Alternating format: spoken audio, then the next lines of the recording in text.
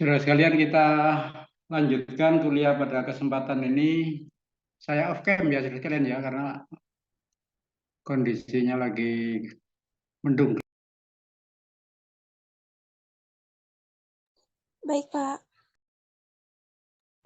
Sambil nunggu yang lain yang masih belum bisa bergabung, saudara sekalian.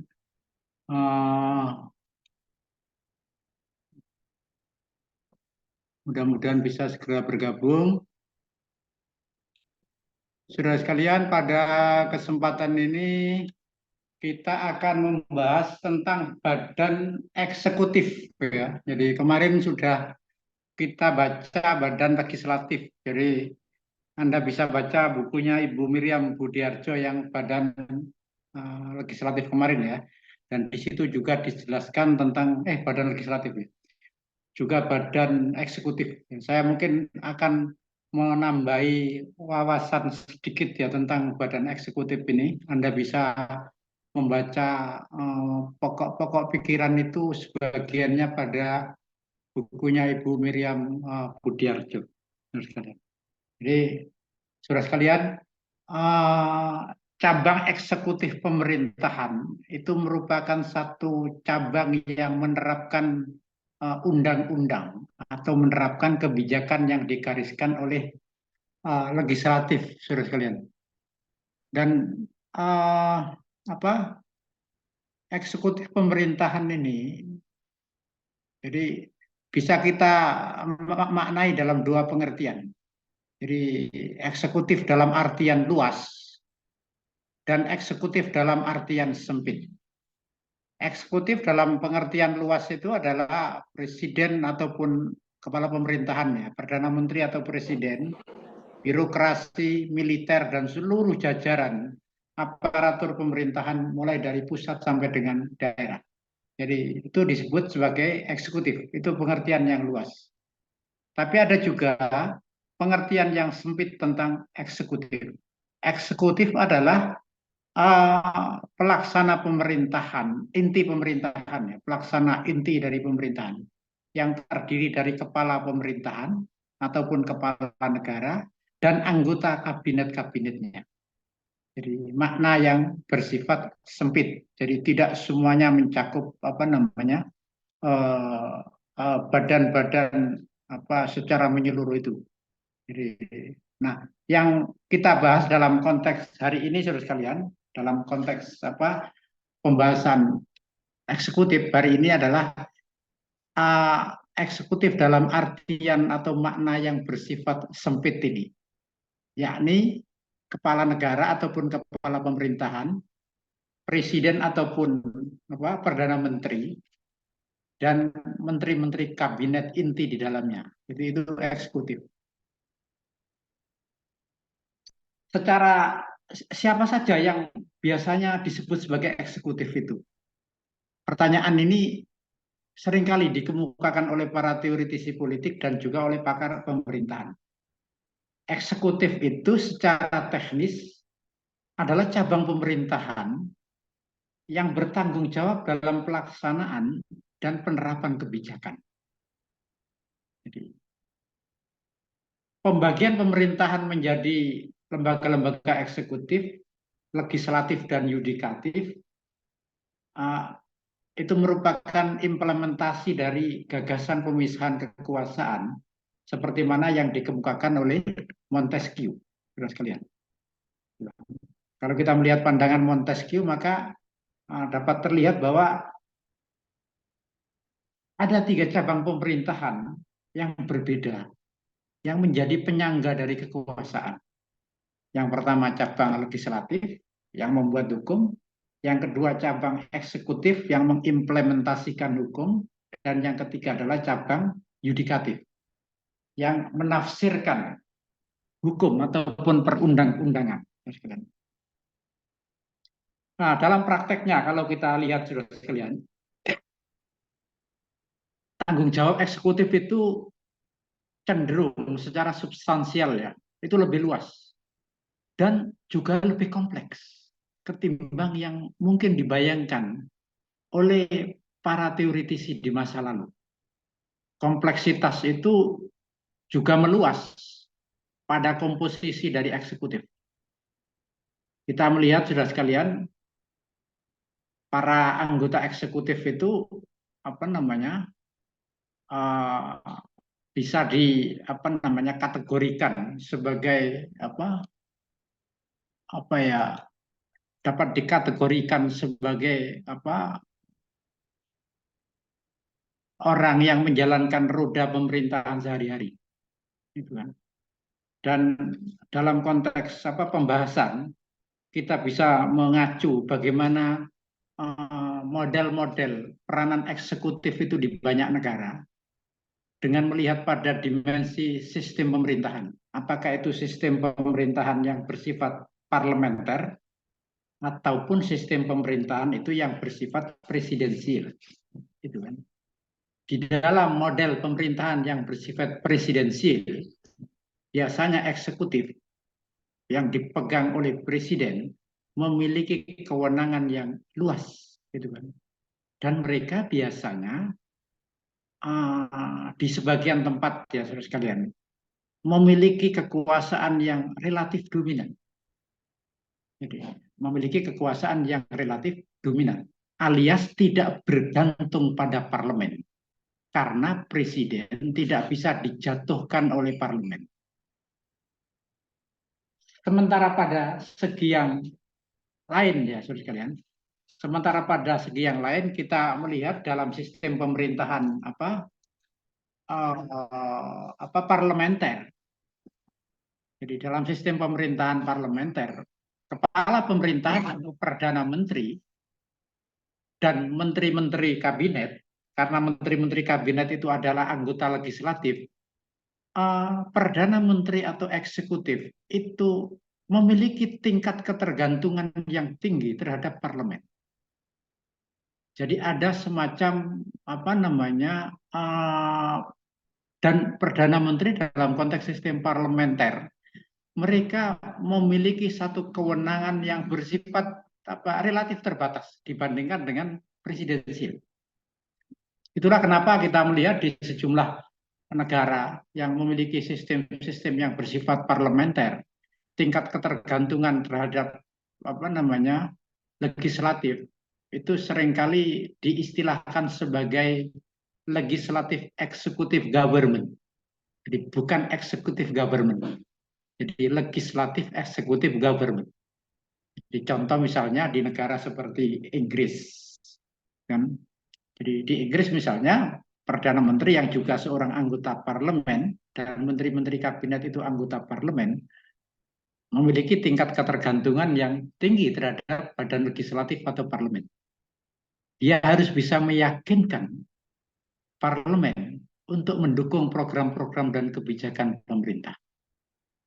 Dalam konteks ini, Perdana Menteri di Inggris dan juga di sejumlah negara, misalnya di Jepang ataupun di India misalnya, memiliki satu relasi yang kuat, gitu kan, dan ketergantungan yang kuat dengan parlemen mereka. Gitu. Mereka tidak bisa melepaskan bayang-bayang kekuasaannya dari parlemen. Kalau misalnya sokongan dari parlemen itu berkurang, maka dia bisa jatuh. Dan karena itu sangat penting bagi seorang perdana menteri di dalam negara-negara yang bersistem parlementer itu untuk meyakinkan legislatif akan kebijakan yang dia jalankan. Nah, ini berbeda saudara sekalian dengan konteks dalam pemerintahan presidensial, di mana eksekutif atau presiden memiliki satu kewenangan yang penuh. Jadi contoh misalnya di Indonesia yang menganut sistem presidensial. Presiden memiliki satu kewenangan di dalam mengeksekusi berbagai macam kebijakan.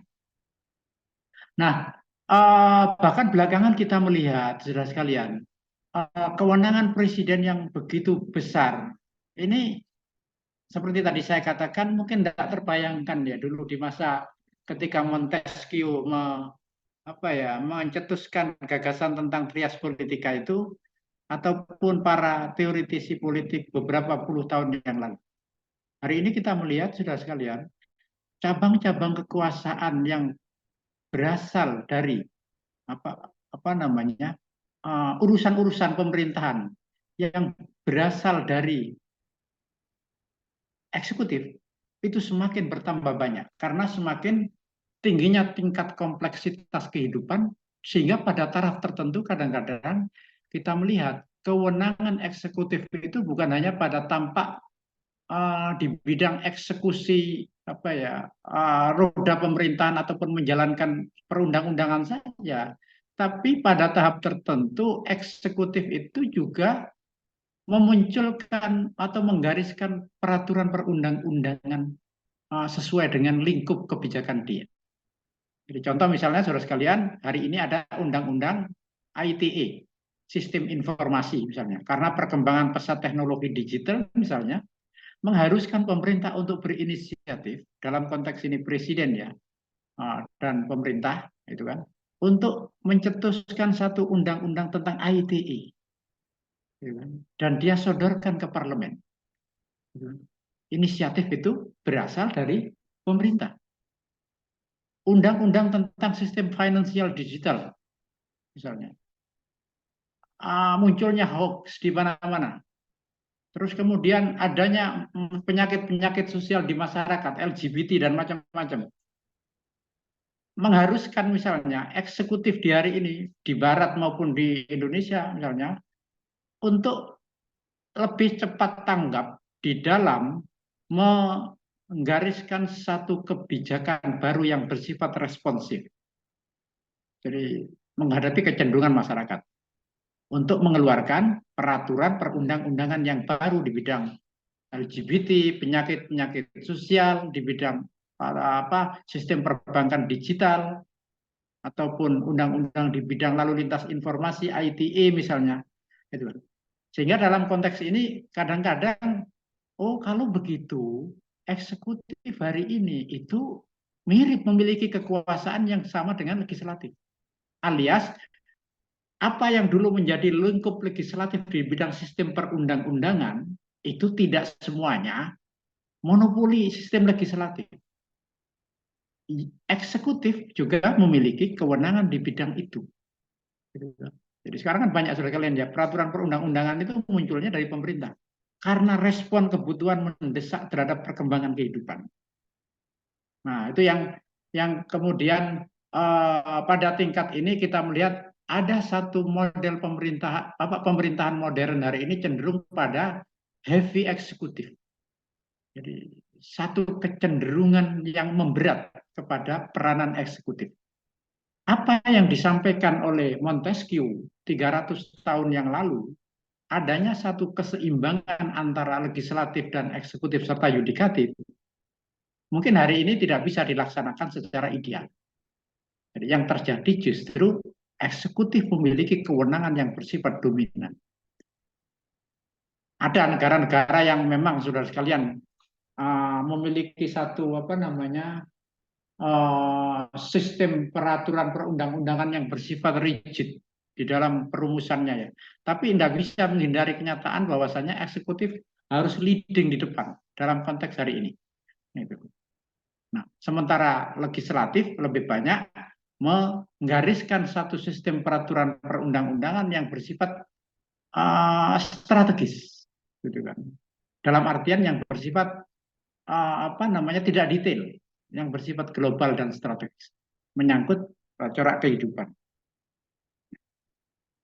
Yang selanjutnya, saudara sekalian, ada beberapa fungsi eksekutif politik. Jadi yang paling sederhana, tugas dari eksekutif politik itu adalah menyediakan kepemimpinan.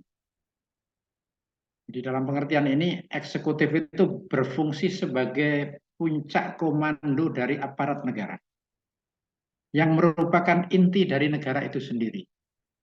Contoh misalnya Perdana Menteri. Perdana Menteri itu simbol dari negara dan puncak kepemimpinan negara. Presiden misalnya dan wakil presiden adalah contoh dan simbol dari kepemimpinan negara, gitu kan? Simbol dari komando negara. Dan peranan ini, saudara sekalian,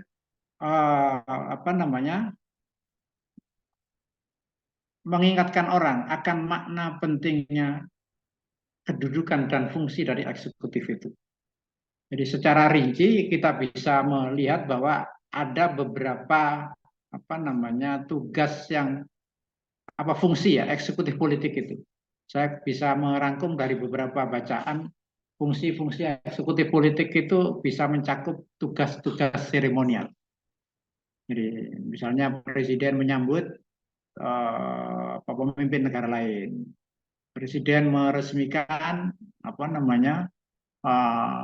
proyek-proyek tertentu atau meluncurkan kebijakan-kebijakan tertentu, tugas-tugas yang bersifat seremonial. Dia akan memimpin aksi nyata tentang apa namanya uh, lingkungan hidup misalnya. Presiden memimpin aksi tentang pemberantasan korupsi misalnya. Jadi tugas-tugas seremonial. Fungsi yang lain dari eksekutif politik itu adalah kontrol atas pembuatan kebijakan. Kontrol atas pembuatan kebijakan. Nah, ini terkait dengan seberapa uh,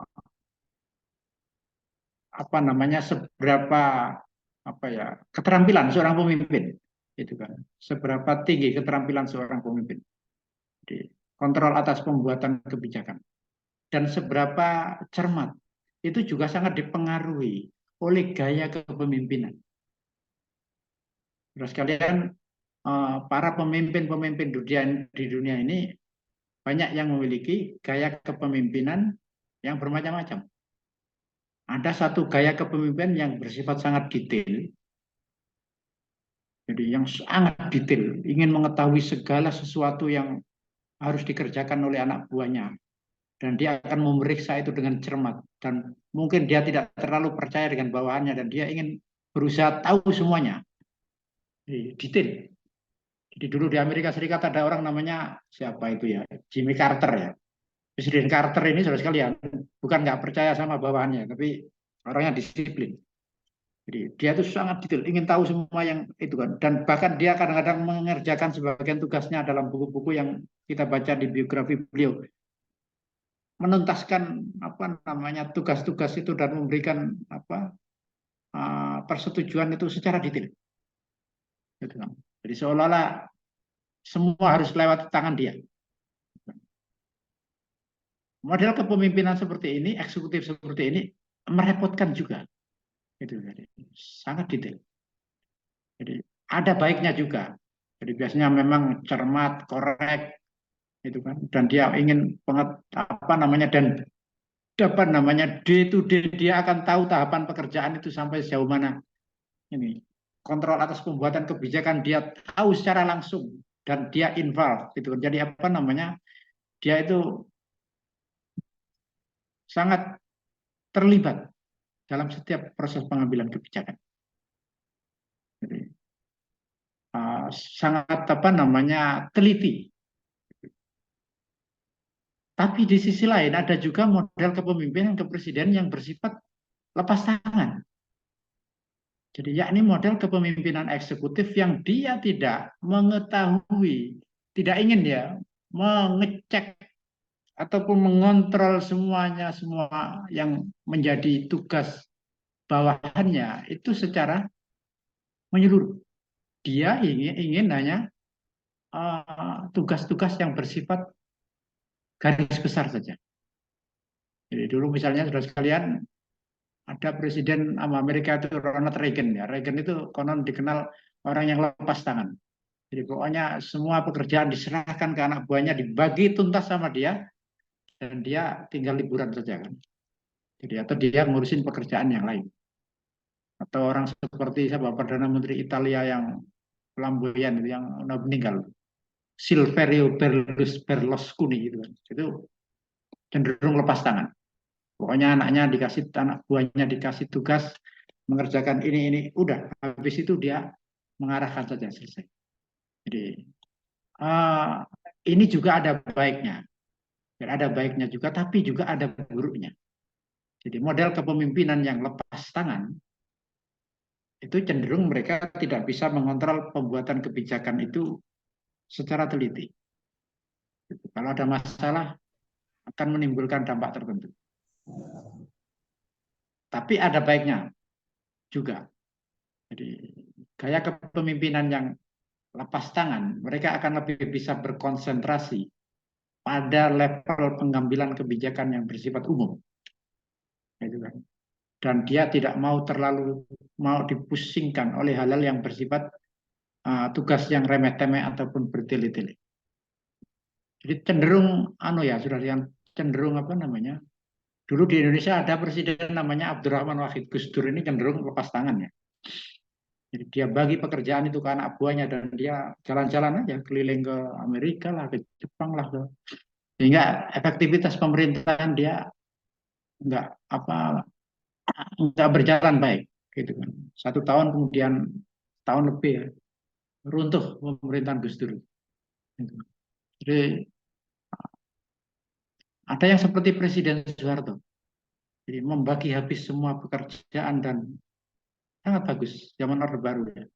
Jadi Soeharto ini tipe orang yang ingin mau belajar, seorang eksekutif yang ingin meskipun tidak detail ya, ingin paham pada semua persoalan yang menjadi lingkup kewenangan kebijakan dia. Jadi kebijakan pendekatan yang bersifat teknokratik terhadap pembangunan, dan itu menjadikan Soeharto di zaman Orde Baru sudah kalian dipuji banyak orang. Jadi nggak ada menteri di zaman Soeharto yang bertengkar sesama anggota kabinet karena dia membagi habis semua pekerjaan. Nggak ada orang antri beras seperti zaman hari ini. Nggak ada orang antri BLT. Jadi, tetapi semua terkendali karena semua kementerian memiliki kewenangan dan disposisi yang jelas. Nah itu macam-macam gaya kepemimpinan itu. Nah, fungsi eksekutif politik yang ketiga adalah kepemimpinan politik rakyat. Jadi kepemimpinan politik rakyat. Perdana Menteri ataupun Presiden itu adalah bukan hanya apa namanya pemimpin bukan hanya apa namanya simbolisasi saja, tapi dia itu betul-betul merupakan atau mencitrakan dirinya sebagai pemimpin politik rakyat yang akan memandu kehidupan negara.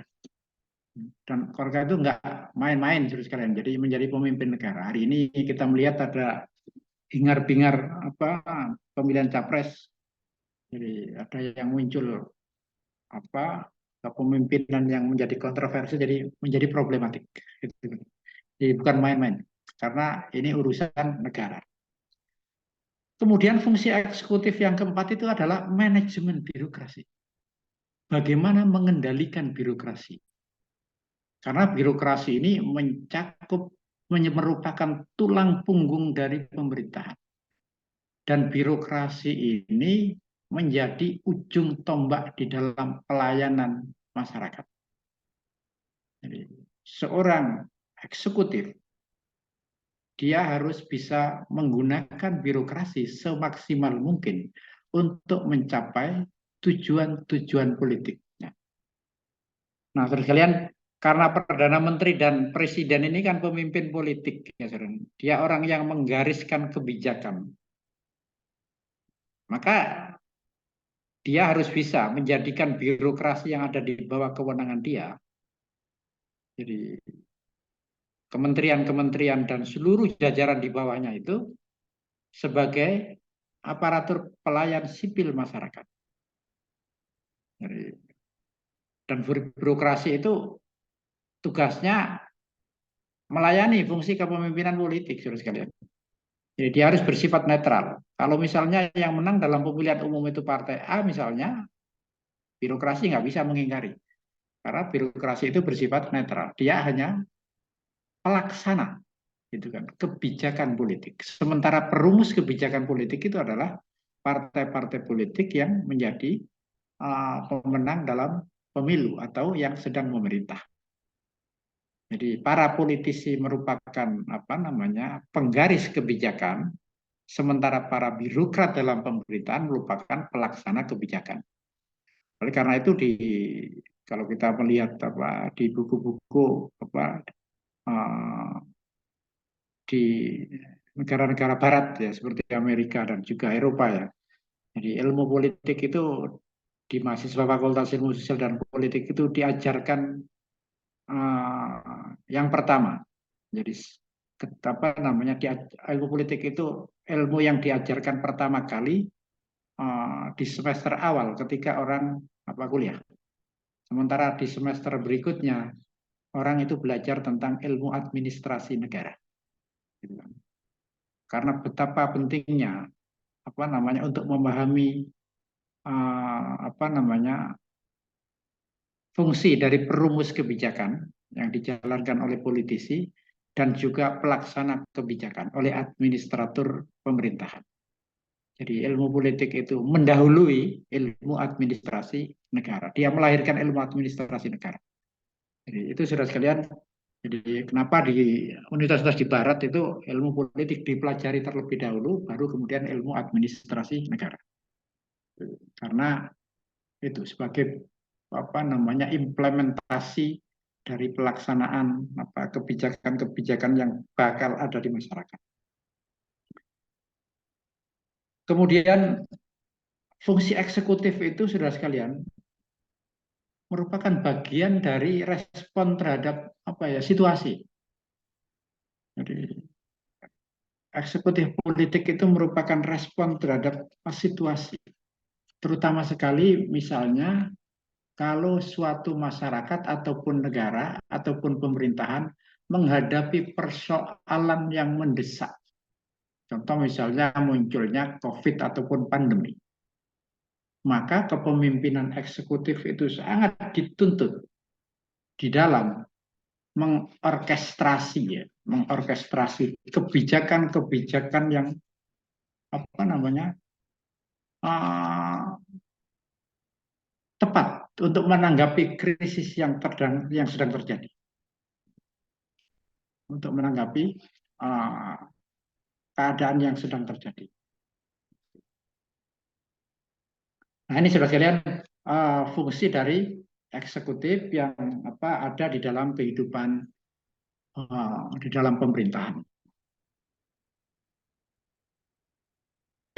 Kalau di Indonesia yang masuk dalam lingkup eksekutif apa aja? Yang pertama tentu presiden, eksekutif. Dan juga menteri-menteri kabinet di dalamnya, serta lembaga-lembaga tinggi negara. Jadi selain parlemen. Jadi seperti misalnya kementerian-kementerian, itu semuanya adalah eksekutif.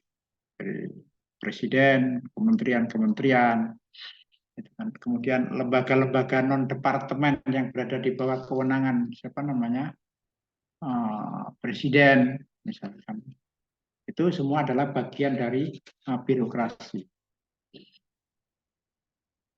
Nah seringkali terjadi saudara sekalian di dalam konteks apa namanya penyelenggaraan kekuasaan negara antara kekuasaan eksekutif dan legislatif ini berebut pengaruh.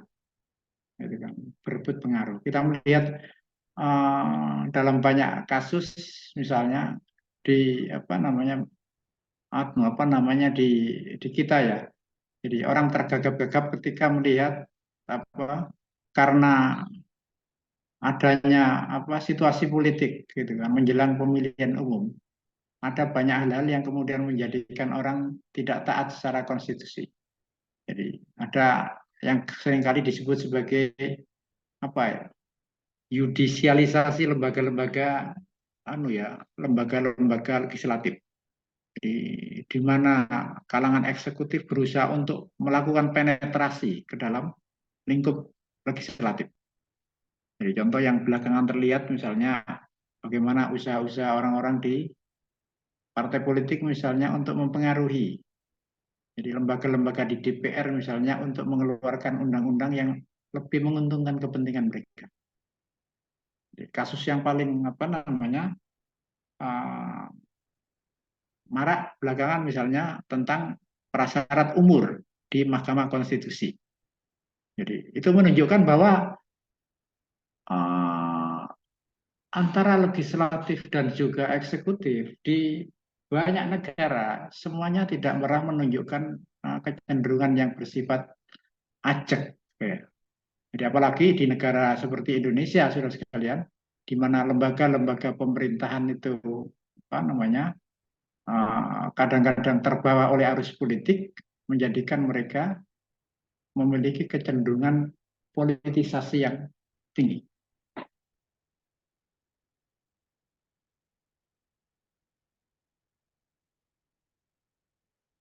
Ada yang bertanya, saudara sekalian, sebelum saya lanjutkan lagi dalam konteks apa namanya eh, eksekutif ataupun seringkali disebut dengan kepemimpinan eksekutif ini. Kalau ada yang bertanya, silakan saudara sekalian.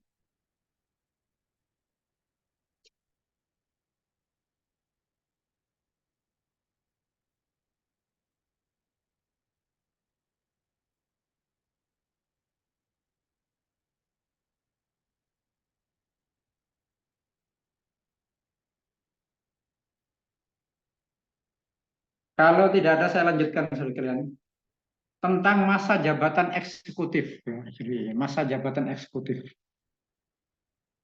di banyak negara ya, jabatan eksekutif ini memiliki masa jabatan yang berbeda-beda.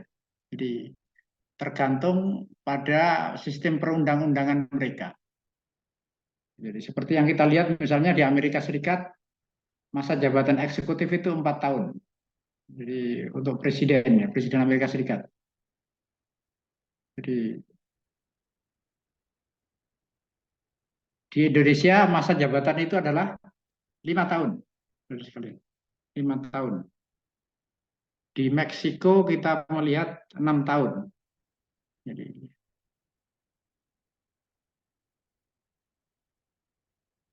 di sejumlah negara yang memiliki satu apa ya sistem politik yang otokratis ya atau otoritarian. Kadang-kadang jabatan eksekutif itu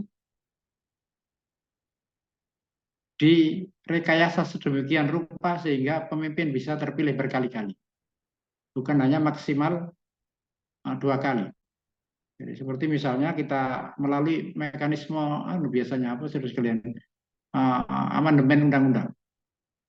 Jadi contoh yang kita lihat misalnya di Rusia, Presiden Putin, dia sudah berkali-kali terpilih menjadi Presiden Rusia dan kemudian terpilih lagi dan berulang kali. Di Turki, jadi Presiden Tayyip Erdogan ya memegang jabatan eksekutif lama. Jadi mulai dari awal tahun 2000-an sampai hari ini dengan merekayasa Undang-Undang Dasar sedemikian rupa sehingga dia bisa berkuasa dalam masa jabatan yang uh, panjang. Itu kan. Nah itu dalam konteks sistem pemerintahan yang bersifat presidensil, uh, ada yang memiliki satu batasan masa jabatan, tapi ada juga yang tadi uh, tidak memiliki masa jabatan yang bersifat tetap karena mereka merekayasa undang-undang dasar mereka. Atau ada juga di dalam negara-negara yang memiliki rezim yang bersifat totaliter. Jabatan eksekutif itu bahkan seumur hidup. Seperti yang terjadi di Korea Utara ataupun di apa dulu ya, Zimbabwe misalnya kan itu eksekutif kan sekalian. Atau di Saudi Arabia raja sebagai penguasa eksekutif meskipun ada parlemen yang bersifat simbolis ya. Atau negara seperti Qatar misalnya, jadi keemiran, emiriyah, gitu. Jadi mereka seumur hidup kepala eksekutif pemerintahan. Nah, ini menjadikan pembatasan di dalam masa jabatan eksekutif itu dalam sistem presidensial ini tidak sama, gitu kan? Tidak sama. Jadi ada yang pendek dan ada yang panjang.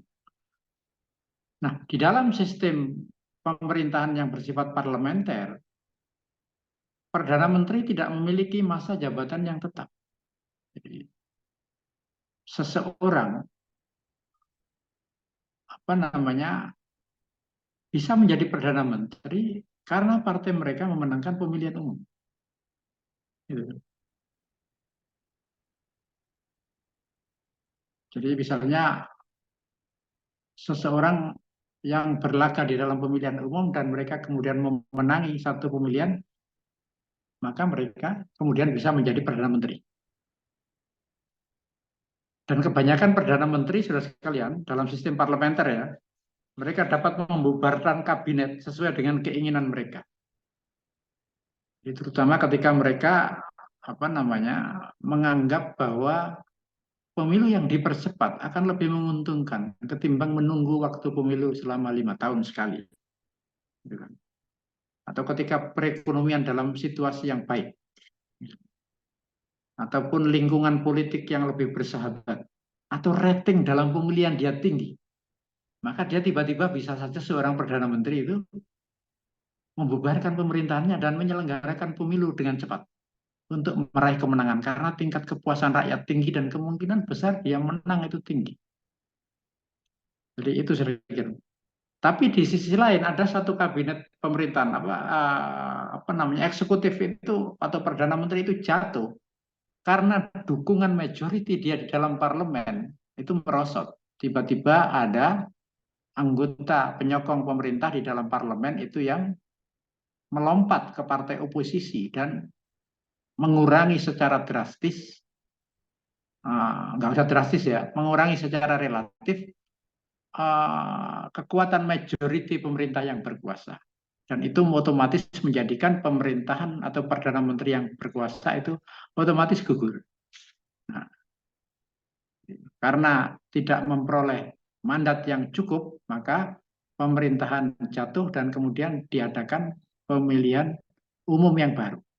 Nah, ini yang menjadikan saudara sekalian masa jabatan eksekutif antara eksekutif yang bersifat presidensil dengan eksekutif yang bersifat parlementer itu beda. Kalau yang bersifat presidensial, masa jabatannya itu pasti. Amerika Serikat 4 tahun, Filipina berapa 6 tahun ya, Indonesia 5 tahun, Brazil misalnya 4 tahun ya, Nigeria 4 tahun misalnya. Jadi bisa diperkirakan. Bagaimana Pak kalau dengan adanya impeachment? Impeachment itu kan kalau dalam kondisi yang sangat krusial dan proses impeachment, pemakzulan seorang presiden itu tidak main-main ya karena memerlukan satu proses yang panjang. Kita kalau melihat fenomena hari ini Pak Jokowi ternyata pernah mengintervensi KPK itu bisa dimakzulkan, itu pelanggaran berat ya. Kalau kita baca kemarin wawancara Pak Agus Raharjo ya, mantan ketua KPK yang pernah apa namanya minta menghentikan kasus EKTP oleh presiden. Kalau itu bukti benar, saya rasa pelanggaran berat. Jadi nggak boleh seorang presiden itu mencampuri urusan independensi lembaga hukum. Jadi, nah di negara-negara lain hal-hal seperti itu bisa berujung pada pemakzulan. Tapi kan kasus pemakzulan itu prosesnya akan panjang, saudara. Jadi panjang. Jadi, bahkan pada tahap tertentu pemakzulan itu juga mengambil kira atau melihat suasana hati masyarakat. Jadi di tahun 90-an Amerika Serikat punya presiden namanya Bill Clinton ya. Jadi di zaman itu Bill Clinton ini di zaman itu kena kasus skandal sekalian ya. Dengan seorang gadis yang magang di Gedung Putih namanya siapa itu namanya Lewinsky dan itu terbukti. Tapi waktu itu publik Amerika ini terbelah menjadi dua suaranya. Ada yang pro, ada yang kontra. Dan di tahun 90-an ekonomi Amerika ini lagi baik-baiknya. Di zaman pemerintahan demokrasi, Demokrat ya, di bawah Presiden Clinton 2 periode itu ekonomi Amerika baik. Dan sebenarnya dia sudah cukup untuk dimakzulkan si Clinton ini. Tapi karena rakyat memaafkan ya itu. Jadi kecenderungan rakyat lebih memaafkan pada Clinton karena prestasi ekonomi dia menjadikan proses pemakzulan itu tidak terjadi. Jadi itu panjang. Jadi kalau itu sampai terjadi artinya masa jabatan eksekutif dia itu tidak sampai penuh. Nah, itu yang membedakan antara jabatan eksekutif dengan jabatan eksekutif di dalam sistem presidensial dengan sistem eksekutif di bidang parlementer.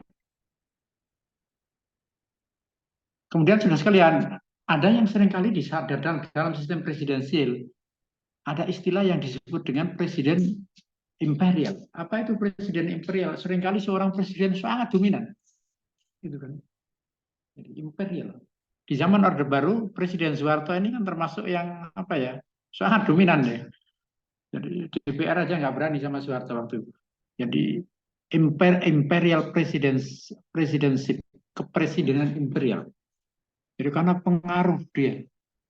Jadi di zaman Soekarno, Soekarno ini kan sangat berwibawa dan sangat berpengaruh. Parlemen meskipun waktu itu apa namanya demokrasi liberal, tapi wibawa Soekarno besar.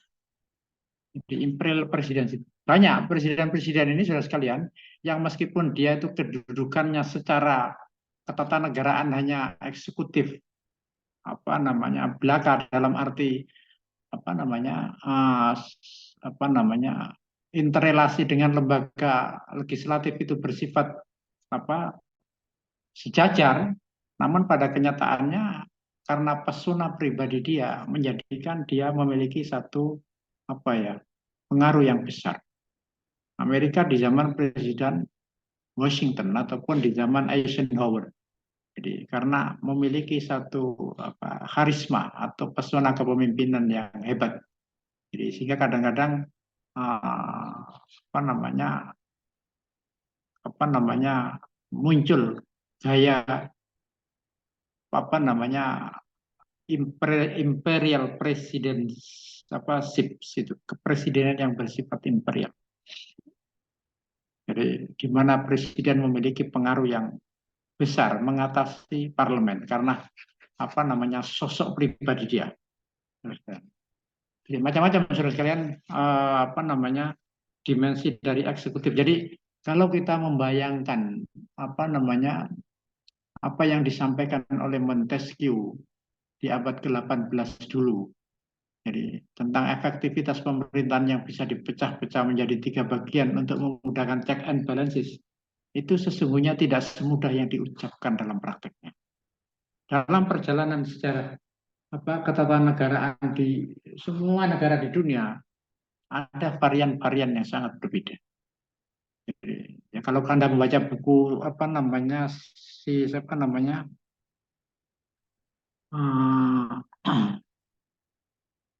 Montesquieu itu kan seolah-olah setelah kekuasaan itu dipecah-pecah menjadi 3 cabang pemerintahan, maka mekanisme check and balances itu akan berjalan alamiah. Jadi tidak semudah itu, saudara.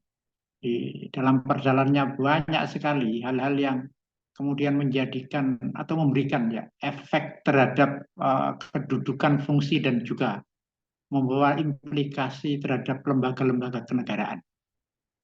Jadi bahkan pada tahap tertentu banyak individu-individu di dalam eksekutif pemerintahan yang mengatasi lembaga.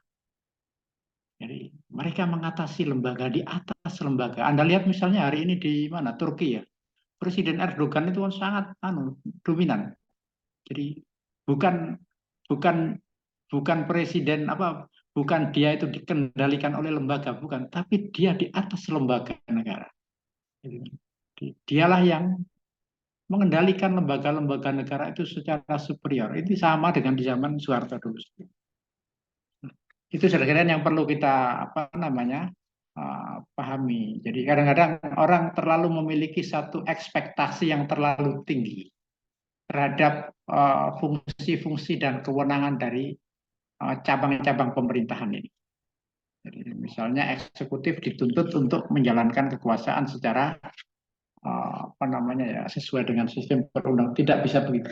Jadi kadang-kadang ada varian-varian yang berbeda. Itu sudah sekalian yang dapat saya sampaikan dan mohon dibaca lebih detail ya yang disampaikan Ibu Miriam Budiarjo yang di buku dasar-dasar ilmu politik. Jadi, belum lagi di negara-negara komunis yang saya mungkin tidak terlalu cukup waktu untuk menjelaskan. Sekian dari saya saudara sekalian dan terima kasih atas perhatiannya dan assalamualaikum warahmatullahi wabarakatuh. Waalaikumsalam Waalaikumsalam warahmatullahi wabarakatuh. warahmatullahi Waalaikumsalam warahmatullahi wabarakatuh. Terima kasih, wabarakatuh. Pak. Makasih, Terima kasih, Pak. Terima Pak. kasih ya, terima kasih. Terima kasih, Saya Pak. ya, Terima ya. kasih, Pak.